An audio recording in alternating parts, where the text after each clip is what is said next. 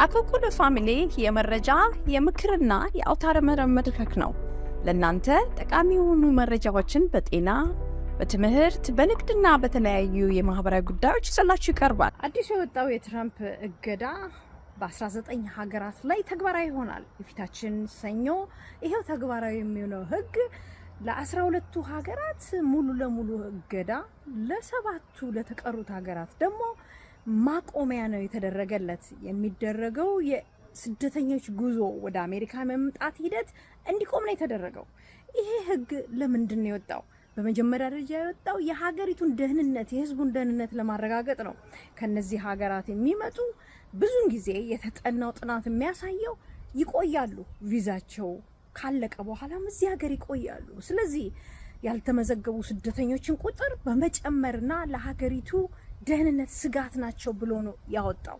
ስለዚህ እነዚህ ሀገራት ምንድነው ጫና የሚደርስባቸው? በመጀመሪያ ደረጃ በስራ የሚመጡ ስራ ተቀጥረው እዚህ ሀገር ባሉ ቀጣሪዎች ስራ ተሰጥቷቸው የሚመጡ እዚህ ሀገር የአንደኛው የድርጅታቸው ዋናው ክፍል ሆኖ ወይም ደግሞ ቅርንጫፍ ድርጅታቸው ሆኖ ከሀገሪቱ ከነዚህ ሀገራት ሰራተኛ ለሚያመጡ ይሄ ትልቅ እገዳ ነው፣ ትልቅ መሰናክል ነው የሚሆንባቸው።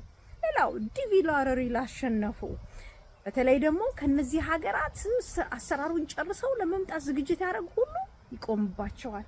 የተማሪ ቪዛ፣ የጉብኝት ቪዛ፣ የትምህርት፣ የቢዝነስ ወይም ደግሞ የንግድ እነዚህ ሁሉ ይታገዳሉ ማለት ነው። ሌላው የሚጎዳው በዚህ ሀገር ላይ የኖሩ ዜጋ ሆነው አዳጊ ወይም ደግሞ ትልልቅ የሆኑ ልጆቻቸውን ወደዚህ ሀገር ለማምጣት የሚጥሩ የአሜሪካ ዜጎች ትልቅ ችግር ይገጥማቸዋል።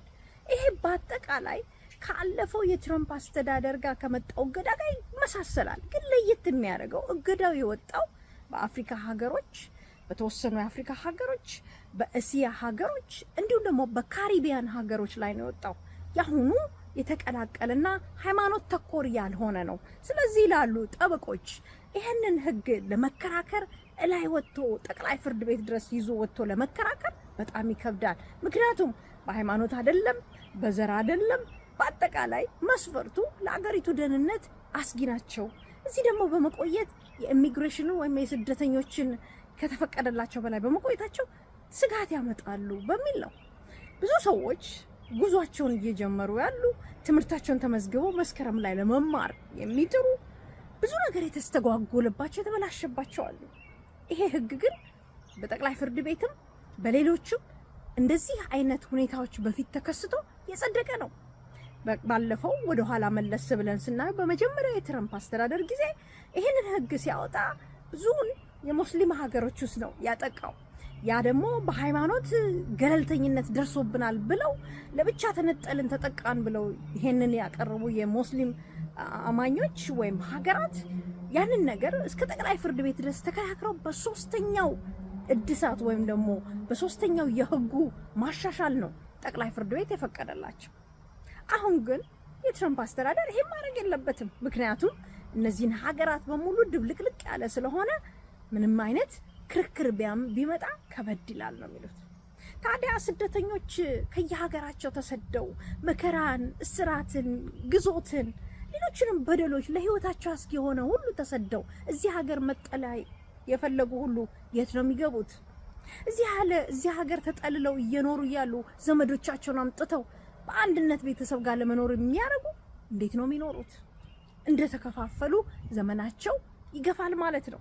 ይሄ ጉዳት ነው፣ ለስደተኛው ማህበረሰብ ጉዳት ነው። ይሄንን ነው እያሉ ያሉት የስደተኞች ጠበቃዎች። ሊንኩን በዩቲዩብ ኮሜንት ቪዲዮ ውስጥ አስቀምጥላችኋለሁ። መልካም ጊዜ።